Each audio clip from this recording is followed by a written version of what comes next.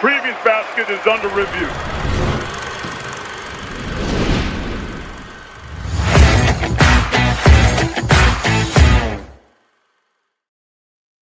Hello, friends, and welcome to the Basket Under Review podcast. I am your host, Eamonn Brennan, on a special live edition for the first night of the 2025-26 college basketball season. I am very excited to be here with our guests, Warren and Tate Frazier. We're going to get to them in a second. First, really quickly, please go check out Basket Under Review.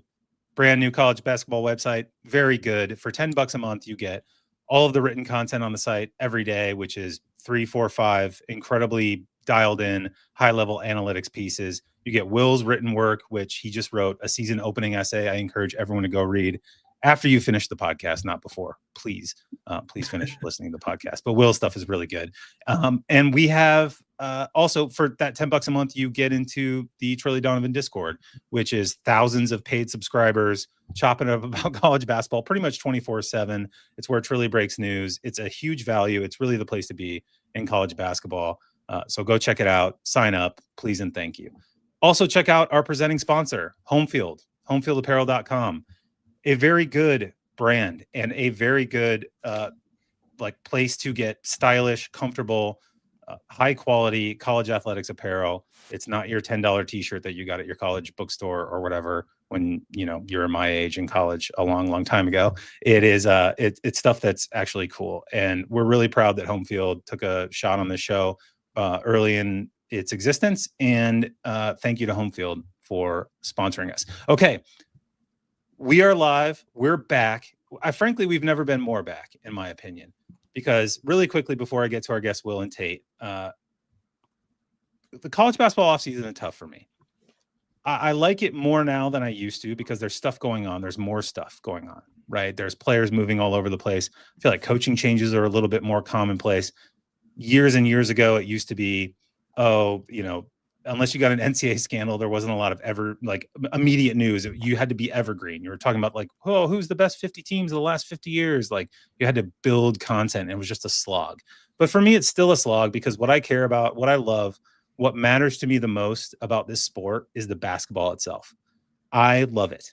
And tonight we got to watch an incredible opening night college basketball game, in addition to all the other opening day games that have been going on all day, really from 8 a.m. this morning. And I'm just super excited to be back in the mix with people who love this sport as much as I do, talking about it in detail. And so that leads me to introduce our guests, Will of Basket Under Review and Tate of The Ringer. Thank you guys for being here. And I'll start with you, Will. How you feeling, man? How's it going? Great. This is past my bedtime, so I'm already vibing good. No, that was an amazing game. I think Pete's obviously the headline of it. I think that's going to be pretty easy to go with.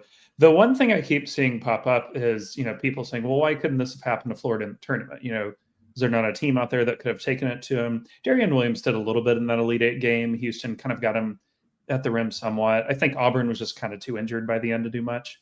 But I think what we saw tonight is, Florida still got that elite front court, but the shot making could be a little more questionable than we're used to. I don't think that Xavier Lee or Boogie Flynn played poorly per se, but it wasn't Walter Clayton level. Not that much of anything is, but I think that's going to take a little bit of getting used to. Well, I mean, I think Boogie Flynn played poorly, but we can get to that in a second. Tate, how are you doing? How are you feeling, man?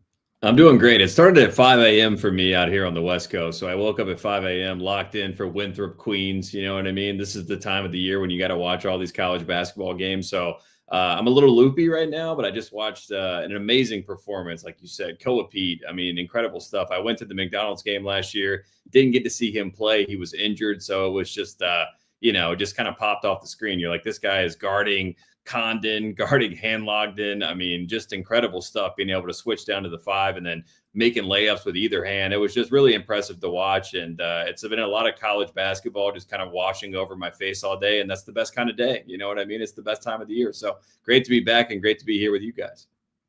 Yeah, it was fantastic. And Koa Pete is the story. You guys are both right. I mean, I think, look,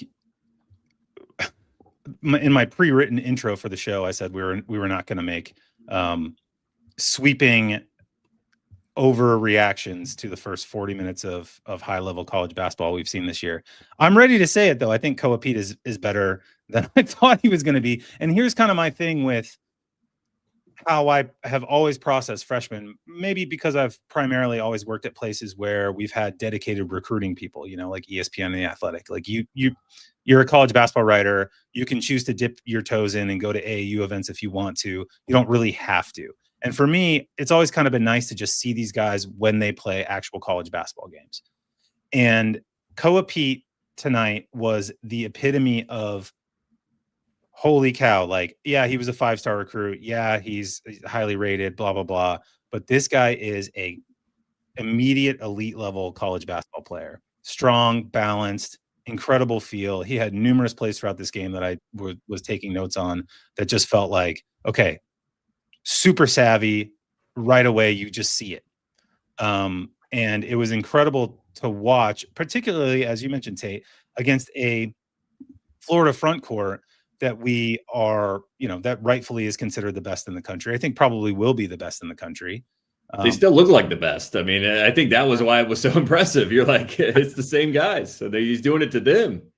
Right. Yeah. I mean, like there was no like Florida, oh, these guys are overrated. Like clearly they're an awesome front court. But the fact that Condon and Chinyelu, pardon me, both fouled out. There was a physical aspect to his game that was the most like, oh my God, immediate pro. This guy's way better than I thought he would. And all of the people who have sort of said like, hey, this is a really good freshman class. I don't remember his name coming up in that discussion super often. I think people thought he was a good player, right? But my goodness, like this was a welcome to college basketball moment on a level that I don't remember quite seeing at least from a guy that was not as touted as your Cooper Flags and your DeBonces of the world. Well, not immediately either, because I think the cool thing about this game, other than just the fact it existed, is that one, I was very not like proud, I guess I'm not associated with the program, but like just thought it was really cool for Florida to agree to this, because most national champions following their title take like a pretty easy home game, kind of like what UConn had against New Haven tonight. That would have been what I would have expected Florida to do, schedule Jacksonville or whoever. Yeah, have your national. Yeah, like raise your banner, get the fans excited, beat whoever by 24. But for them to go out and schedule this game, and then for Pete to do that, like, prisoner of the moment here. But I genuinely can't remember a bigger freshman debut in an opening game, in a game that mattered. Like in a game where, like, both of these teams, if they're 3 seeds or higher in Selection Sunday, we're not going to blink.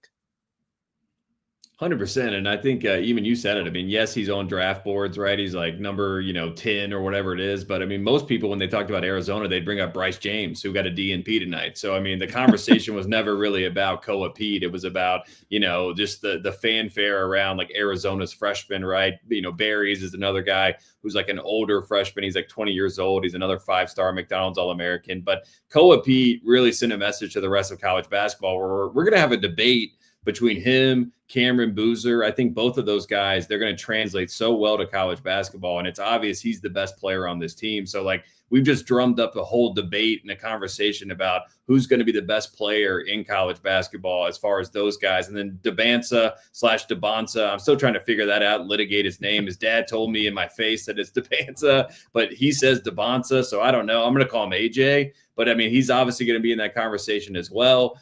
Nate Amin at Tennessee is going to be in that conversation. But it just felt like those 3 guys were going to be separate, right? The other 3 I mentioned. But for Koa Pete to go ahead and stamp himself in this game, and that dunk that he had over Condon, that was like, I mean, just drop your jaws. You're like, what the world? Like, I didn't know this guy had this kind of bounce, this kind of moment, this kind of highlight in him.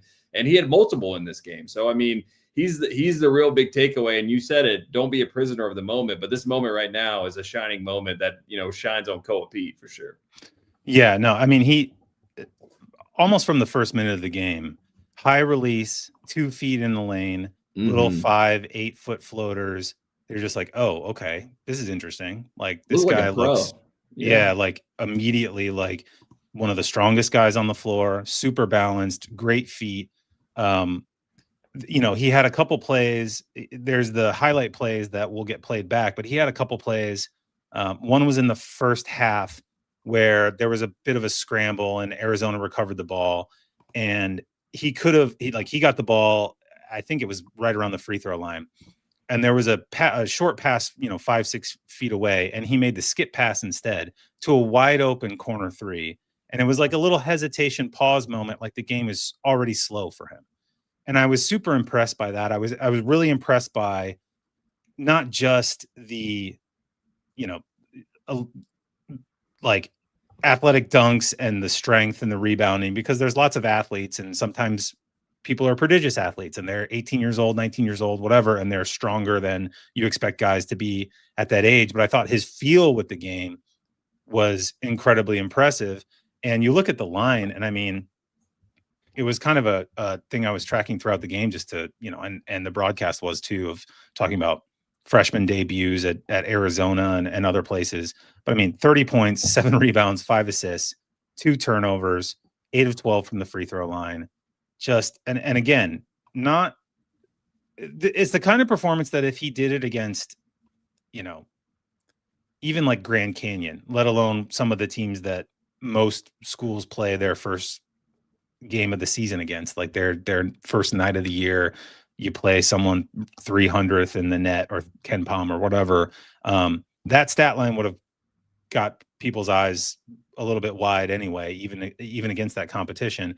The fact against Florida and seeing it play out the way it did was remarkable. Will, like, what else did you hit on? I mean, obviously there was Jaden Bradley, I think, down the stretch, which was interesting as sort of the veteran guard on Arizona's team, taking over some of those shot making responsibilities when the game got a little tough. To me, there's a lot to digest with Florida here. What were some of the other things that stuck out to you besides Pete in this game? Yeah, I think for sure it doesn't really diminish Florida for me at all. Like I think both of these teams played very high level basketball. I will admit, and some of this is inflated by the fact that Houck took 14 free throws, but Xavier Lee attempting the most shots for Florida was interesting to me. I have to admit, I didn't really see that coming. I kind of thought Boogie would drive things a little more. He did from a ball handling perspective, but as you said up top, perhaps not his best performance, not one he'll be thrilled to look back on. I am still questioning and intrigued by what Florida elects to do at the 3 this year, because we came to this year, and even tonight, starting Chinyelo, Houck, and Condon together, collectively those guys attempted 5 threes, and that's not a crime in itself, but it was noticeable how severely different the spacing was offensively when they brought in Klavshar off the bench or CJ Ingram or whatever.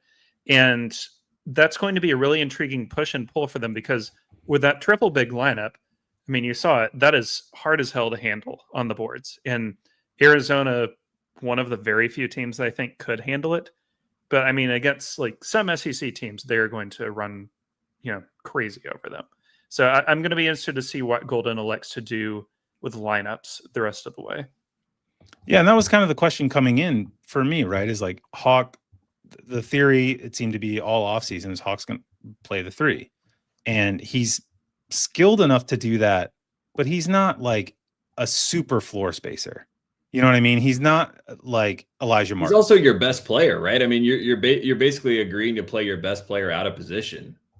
That's the hard part for me. It's like this is obviously your best player. I mean, based on what we saw tonight, and maybe they thought it would be Fland or Xavier Lee, but I think Houck is definitely their best guy. So agreeing to play your best player out of position from the jump feels like something that's going to get changed at some point. Yeah, but it also kind of feels necessary because you just won a national title with these 4 bigs, all of whom want to play. Mm-hmm. Like they don't want to platoon 2 and 2 again. And would have, those minutes would have been even a little bit more difficult tonight without the foul outs and the foul trouble that they had. So yeah, it's tough because, and this brings me to Florida's backcourt, watching Xavier Lee and sort of previewing them this season.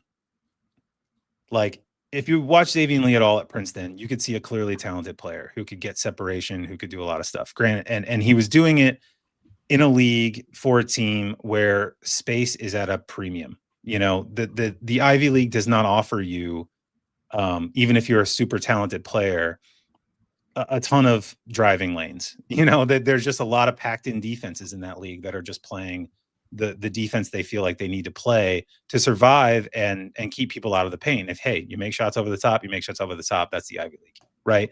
And so it was both encouraging, I think, to see Lee play with much more talented players at a much higher level and feel like his athleticism and separation looked like they belonged. You know what I mean? Like he looks like he has the juice to play at this level, because there were minimal sample sizes of him playing against competition like this, or playing obviously with competition like this.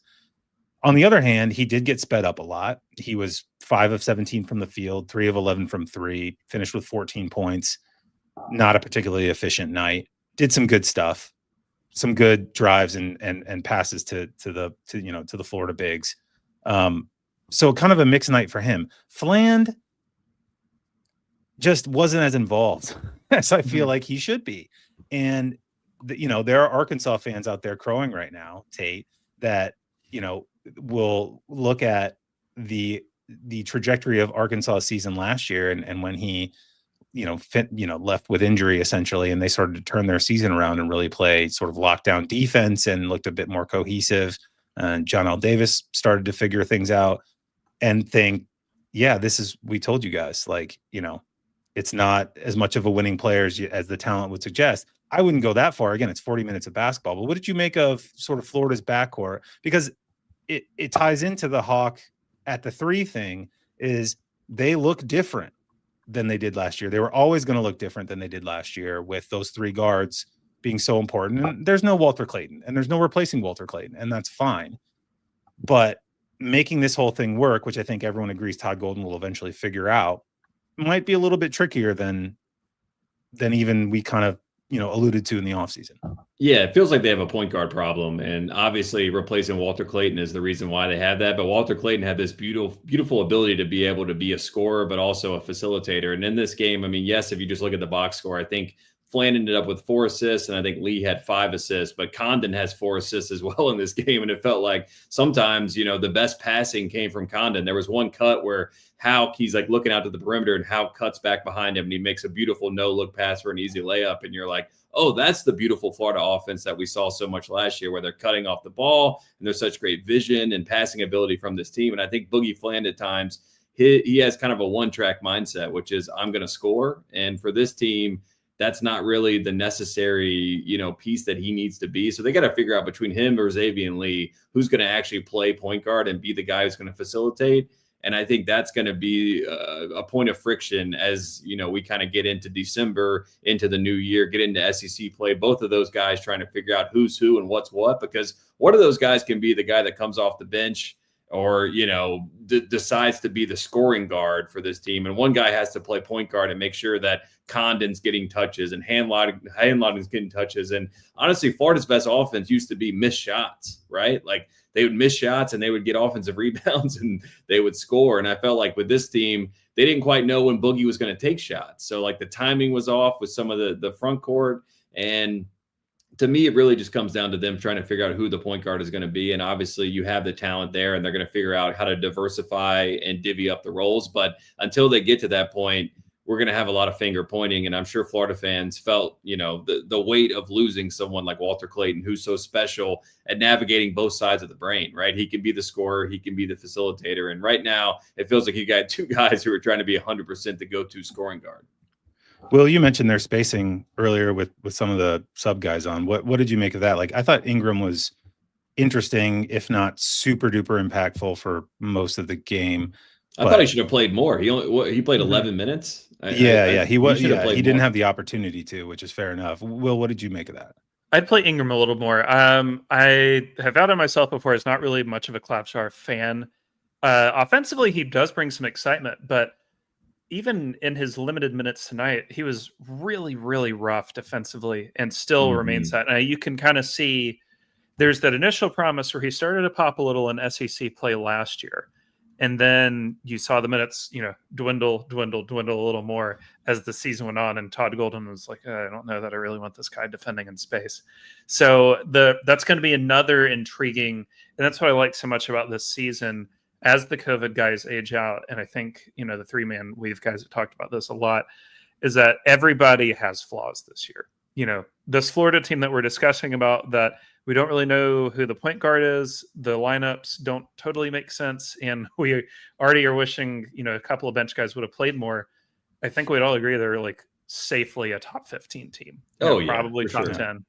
And that's the fun of what this season's going to be. But yeah, I mean, I'd like to see Ingram play a little more. I don't envy Golden, because this is a roster where you've made a lot of good promises, right? Like this front court, if you're given the opportunity to bring them back intact, you obviously say yes to that. But that does bring a really interesting, what can I and can't I do here to it? Yeah. They missed Aberdeen. I know he called him a cap casualty, but like Aberdeen defensively would have helped a lot tonight, especially on Bradley. Like Bradley was just carving these guys up. Yeah, and Aberdeen, I think, is a bit of an underrated player. Obviously he went to Kentucky, and he's going to play big minutes at Kentucky. So it's not like he's a secret or he transferred down somewhere or anything like that. But I felt like throughout their run last year, a lot of good things happened when Aberdeen was on the floor, and they weren't coincidental. Will Richard and Aberdeen on the perimeter, I mean, defensively, like we're talking about the offense, obviously, but defensively, those two guys being able to guard on the perimeter, I mean, that was elite stuff. And then on the back end of those guys, having Condon as a help defender, having Houck as a help defender, it was like, wow, what do you do with these guys? But tonight it was like, you can get it, your first step, you're getting by your guy, and then you're putting pressure on the rim. Guys are having to come over and help. I mean, you could see the flaws of like not having that elite perimeter defense from the jump. Yeah. There were things Arizona did tonight that surprised me. I mean, they ended up losing the offensive rebounding battle, and, not to quote, like counting rebound stats, but without having the rebounding rates to hand. There was a time early in the first half where Florida had, I think it was deep into the first half, where they had 3 offensive. I mean, up until the last 2 or 3 minutes of the first half, they had 3 total offensive rebounds. Arizona had 6. You saw the physicality, I think, with Arizona when Big Ruben had to get a makeshift jersey from the locker room. Number 34. Probably should have been a foul call. But he was like, my jersey is literally ripped. How did you not just call a foul under the basket there? But that's the kind of stuff that again, beyond, oh yeah, Koa Pete's awesome and had an amazing game, which he did. And Jaden Bradley finishing the game incredibly well, getting at the rim, finishing around the rim, and ended up going 0 for 0 from 3, even though I had in my notes that he made a key 3 down the stretch. I had to correct that quickly because it was ruled a 2. But he, beyond those performances themselves, you saw a level of size and athleticism and aggression from Arizona, and the game itself that, again, talking about just being happy college basketball is back. I would have taken a 10-point margin either way. I would have taken much less aggression and intuition and play, like level of play from this game, and still been super excited to talk to you guys about it, because I'm just happy college basketball is back. And it was, fairly high level. And this is the time of year where everyone goes, this feels like an Elite 8 game. I know. Rothstein was ready to tweet that. And then Arizona he nailed fans that would earlier in the respond, day. or the haters of Arizona fans would be like, Tommy Lloyd's never been to the Elite 8. You know what I mean? It would have been a whole back and forth. It would have been perfect. Right. Exactly. Not doing that cliche, but it did feel like a very high level college basketball game for an impressively early period in the season. Anything else, you guys, that stuck out to you? I mean, Tommy Lloyd being apparently like a rapper or something. I saw that on the broadcast. I don't know what that's all about. Did you guys see that? Like, what are we doing with that? He's got a future in it, right? It doesn't seem like it's that hard to be a DJ, to be honest. You go to weddings, I see Pete, they're just like pressing buttons and what. I think he could do it. As long as you got a USB with the tracks loaded, I think you're good. Yeah. You get like 2 fake records or whatever, and you just like, you move your hand on them occasionally. I think he'd be good. The one thing I did want to note from this, and I want to make sure we get on here, second lowest 3-point attempt rate in Arizona basketball history tonight. 5 3-point attempts total, which is Wow. the lowest for any team scoring 90 plus against a ranked opponent since St. John's beat Duke in 2011. So, and this being in the era of more Bradley took three-point no attempts threes, ever. right? I don't remember him taking a three. That's crazy. No, he had 0 for 0. That one was rolled a 2. So it stands out even more in this era where 3-point attempts are higher than ever. So just a really unique setup. I don't think Arizona can quite match it again, but I love one that we got this high level game, and two that we got a specific game plan for it, and not just we're going to experiment and figure things out. Arizona knew what they wanted to do and executed. 100%. Yeah, they got right. Go ahead, Tate. No, I was just going to say, I'm worried. The only thing with Arizona for me is the depth. I am worried about their depth. As much as we're talking about Florida figuring out their depth, I feel like Arizona, I think they ended up playing 8 guys in this game. So, I mean, it kind of worked perfectly for them, but I worry about the depth a little bit moving forward. Yeah, it's interesting, the 3-point thing. I don't think you're right that will probably happen again, knowing how Tommy Lloyd typically structures his teams and their shot diets. But he is also a graduate of the Mark Few Academy of Coaching, which, you look back at those really, really great Gonzaga teams around the 2020, 2021, 2022. Those teams were layup machines, and they shot threes at a high percentage in terms of accuracy, but they didn't shoot a ton of threes when you actually go back and look at it. They were just like Drew Timme would get you a layup every time down the floor, or Chet Holmgren and Drew Timme would get you a layup every time down the floor. So if you can get those shots, and if Koa Pete is repeatable from, it's not like his mid-range shots tonight were 15 feet away on a step back, kind of guarded, like, this is not a great shot, but maybe I'm talented enough to make it. It was like 5 feet, 7 feet, straight up, over the top, high elevation, high shot release. Seems fairly repeatable to me. If you can continue to do that, then maybe you don't have to shoot a ton of threes to generate somewhat efficient offense. Like those shots in the middle of the lane, as much as we are in a world of you need to be at the rim or you need to be shooting threes, those are good shots too, if you look at the metrics of them. So, it may not ever be like this again, but you can understand why it worked tonight, and you can understand why, particularly for a guy like Pete, who, again, I'm not saying is the best player in college basketball or the number 1 overall draft pick, because it's only 40 minutes of basketball. But boy, he was really, really good tonight, like really good, and made the idea of coming on this live stream to talk about basketball even more exciting. Other games today? Do we want to go to other games today? Let me look at the Discord chat, see if we've got any comments coming in. Oh, we've got one that says, "Is Bethune-Cookman good?" So quick update, Auburn's up 93-88 in overtime. Isaac Trotter texts me, and obviously I haven't seen any of this. Isaac of CBS/247 said, "I'm going to send you a compilation of Stephen Pearl's faces he's made down the stretch of this game." So I'm very excited. Good cutaways. Oh, brother. We don't need to be doing that this early in the season. I mean, the most recent guest on the podcast was Evan Miyakawa, who I not interrogated, but just asked. I wanted to interrogate the idea of him moving Auburn down 5 spots in his rankings because of Bruce Pearl retiring, and like try to understand why coaches factor in and whatever. And basically his model is just, well, it's a first-year head coach.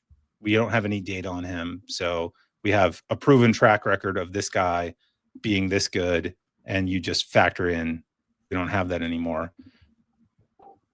I wonder, you do sort of wonder if it's more than 5 spots. Again, not to try to overreact to the first night of the season, but it'll be more than 5 spots in KenPom after this goes final.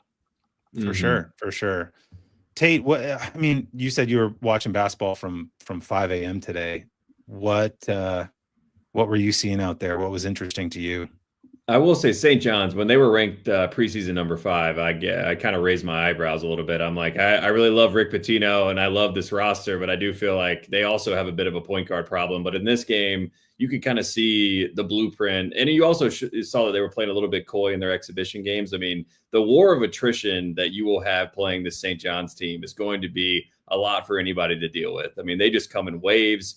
Ian Jackson, I did not think he'd be starting this game, but it seems like it was almost like a PR move for him to start. He comes in this game, scores the first basket on a layup, then hits a 3. So then you're saying to yourself, okay, well, I guess they've got him figured out and in the game plan.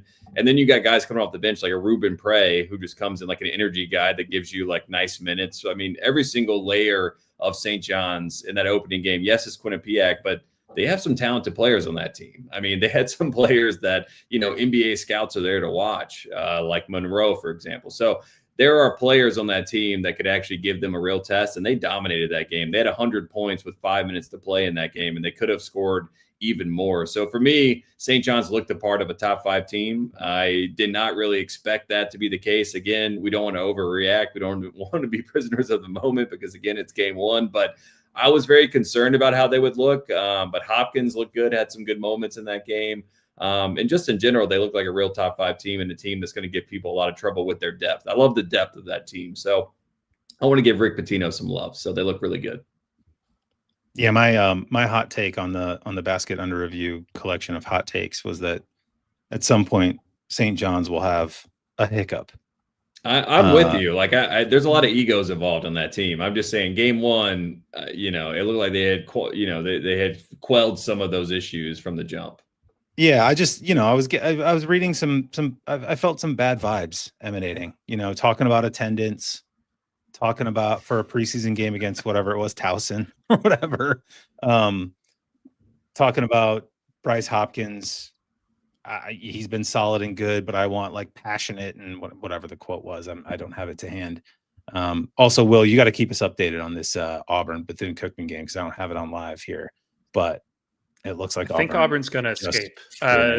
Might not be as good for TCU. Seems like TCU is about to lose to New Orleans. So, but I think that's less net worthy. But yeah, Auburn. It's a masterpiece team. New Orleans. Oh my gosh. Yes. For anybody who listens to the podcast, deep into the podcast with Rocco Miller, he I'm just going to say this because I want to make sure people go back and listen to that clip. He said this was P. Diddy's team, and I was like, wait, hold on. I don't think he's allowed to do that. And I think he's got. And he was like, no. I was like, is that Master P? And he was like, oh yeah, Master P. Sorry, my bad. Confusing the '90s rappers, but crucially, one of whom is in the news and I don't think allowed to participate in college basketball, like general manager behavior. You never know in college basketball. You know what I mean? That's true. That could be Diddy's first thing. That could be his first. That could be his comeback. Is like I'm now the general manager of Northern State. Yeah, whatever. Pick a team. Pick a team. I don't want to impugn anybody's reputation on the pod. Illinois absolutely destroying Jackson State right now. Louisville destroying South Carolina State. Gonzaga. Early BYU Villanova.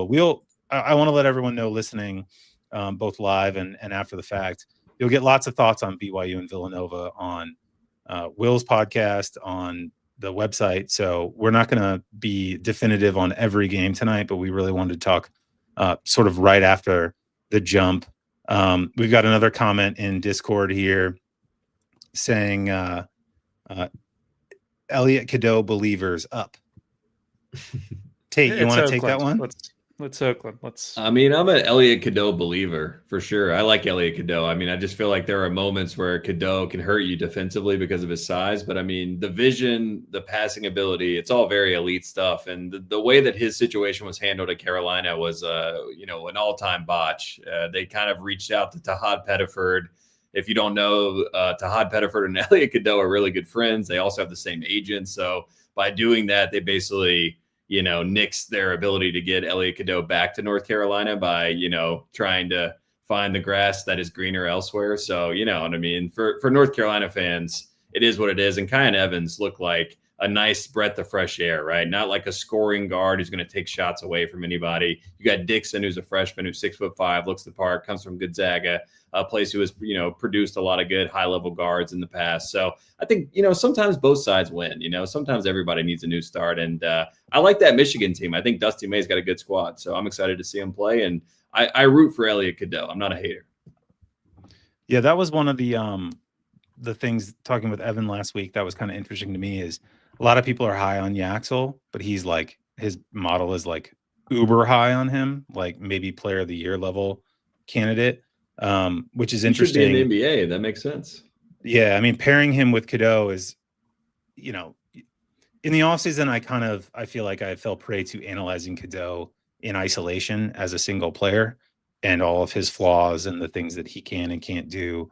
But if you have a smart coach and you put him alongside good players, there's a lot of things he can bring, and you can minimize his weaknesses, right? You can minimize the things that at North Carolina, I think particularly last year when RJ Davis just kind of inexplicably stopped making shots, that dragged him down a little bit and made him look like a bit more of a replaceable piece at North Carolina. And as we talked about, Tatum, this doesn't work. You know what I mean? Like in this iteration of college basketball, like it's just too much of a liability. And I feel like you had no other help side with the size and the length next to him. So you have two small guards that are just getting picked on all game. It's tough. Well, yeah, and he, he can't shoot, so everybody's playing under all the time, and the spacing gets messed up, and that is what it is. But if you can put the guys around him to space the floor and keep people honest as a collective defensively, then you can give him more ways to impact the game. I think we saw that in an exhibition game where he attempted like one field goal and shot, 13 of 15 from the free throw line or whatever. It's like, hey, that might be a viable, if not quite that extreme, that might be a viable path for him moving forward. Tell me about North Carolina, Tate. Where are you on the Tar Heels right now? Because early returns looking okay. Again, day one, 40 minutes of basketball. But, we talked about North Carolina a lot in the offseason. I talked about it with you and with other people about their roster kind of being confusing to me. What do you think? Well, I will say the BYU exhibition game was great. Not that exhibition games should be viewed at any sort of level. I missed the secret scrimmages. I wish I could have just, read about it on a message board, but instead I get to watch it in real time and then actually react to it and, start building feelings about certain players. But Caleb Wilson is legit. I mean, you talk about a motor on a kid.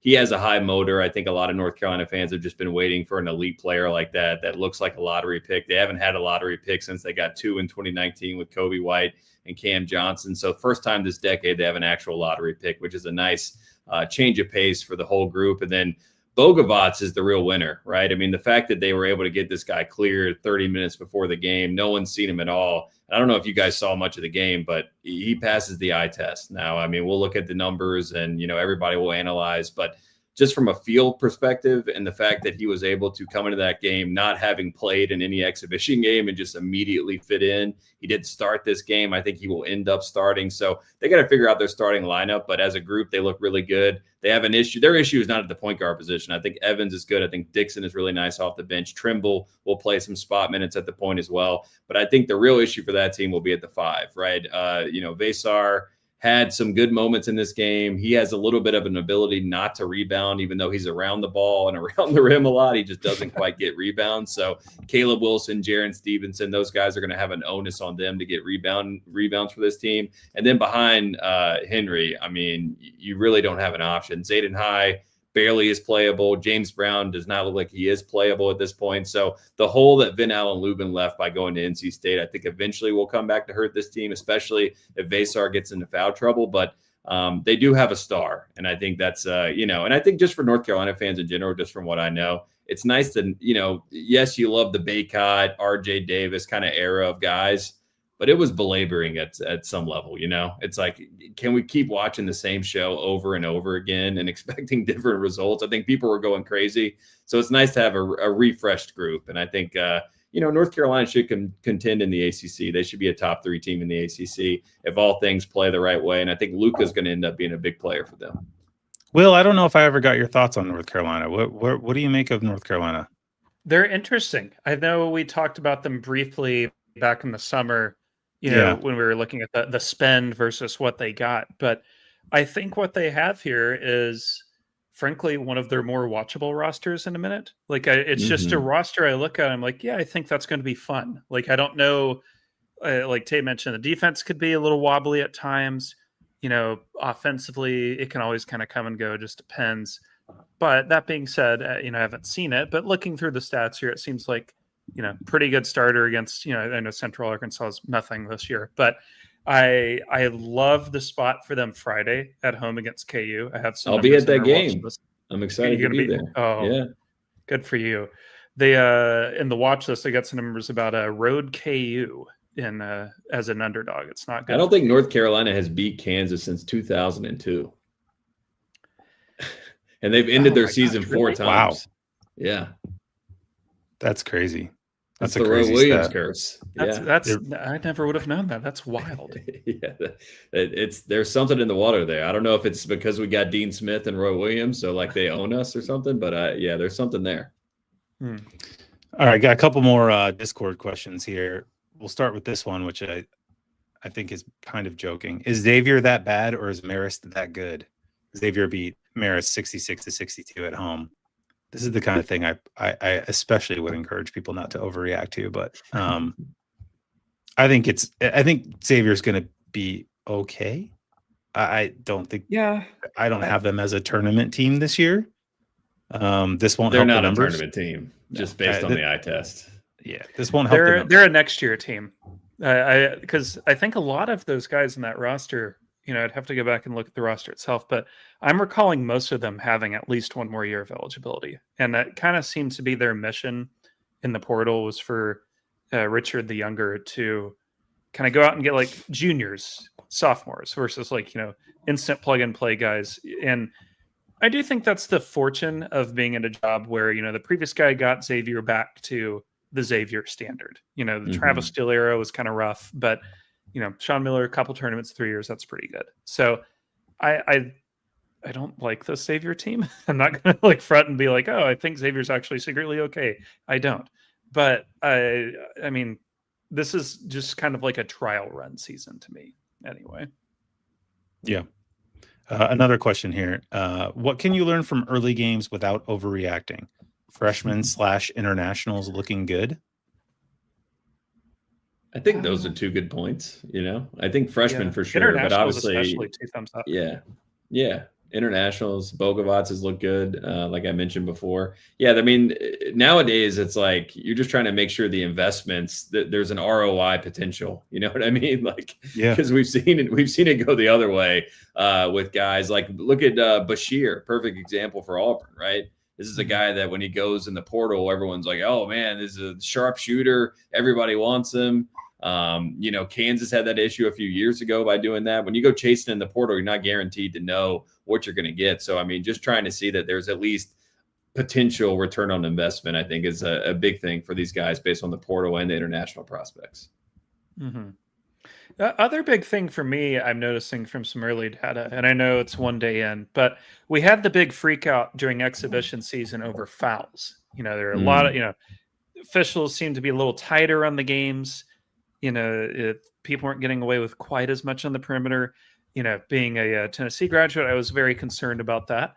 But, through one game or one day, I mean, fouls are up, but not to an extreme extent. I think it's a little overblown.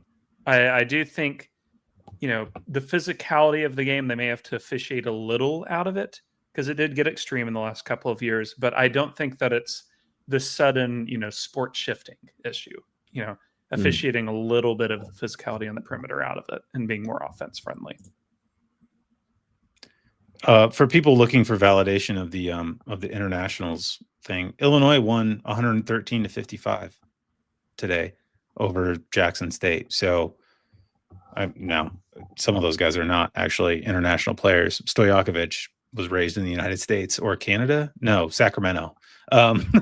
So despite the heavily Eastern influence descended flavor of the Illinois roster, not all of those guys are actually direct international imports, although there are some, and I feel like Illinois is at the forefront of the international thing. And the question is super interesting to me because I feel like that's been a debate in college basketball this offseason, right? Is are schools leaning too hard on this? I think we'll see this at Virginia a little bit. Like 2 pillars of their build with Ryan Odom at Virginia this year are 2 international guys in the front court that if they work out, Virginia is going to be a really good team. But, you know, they look good. There's a little bit of the like, well, they played in the Adriatic League, so they must be good. And I kind of think that's true, but I also think it can't possibly be true of every single guy that's come over this year, right? Like there's going to be differing returns on some of these guys. And we all remember Avicic for Kentucky, his first game, where he just comes out and has, just this incredible, like God level performance. And everyone's like, is this guy the best player in college basketball? And then he returned to earth. So, I mean, there's a little bit of that too, where you can get, one game result can make you swing in one direction really hard. So, I mean, I think, you need more of a sample size to really know. Mm-hmm. All right, let's look at tomorrow's games real quick. Just to when some people are listening to this, today's game's Tuesday, 11:04. We got Texas Duke. That's the number 1 game on KenPom's fan match by just a country mile. Hawaii at Oregon. Don't have a whole lot of hope for. Is it the Rainbow Warriors now? Yes, that's right. Yes. Yeah, basically we're looking at Texas Duke tomorrow, unless you're like a Mount St. Mary's at West Virginia sicko. So, why don't we talk really quickly about Duke and Texas maybe a little bit? Will, looking at Duke in the preseason, looking at them in exhibitions, again, freshman heavy team, a team that like I said at the top of the show, part of the reason I'm so excited for this Arizona game tonight is I just want to see them in college basketball against good players. You know what I mean? Like I don't want to project them. I'm not trying to figure out how good they were in EYBL, although that helps. It's good that EYBL has stats now that you can sort of see how good guys were shooting the 3 against other high level, prep competition. But I just want to see these guys when they get to actual college basketball without thinking about their recruiting rankings. Seeing Duke in exhibitions has been difficult to gauge because they're clearly extremely talented. Everyone thinks the Boozer twins are amazing. What do you make of them coming into the season? Kind of where do you stand on Duke coming in? Very high on Duke.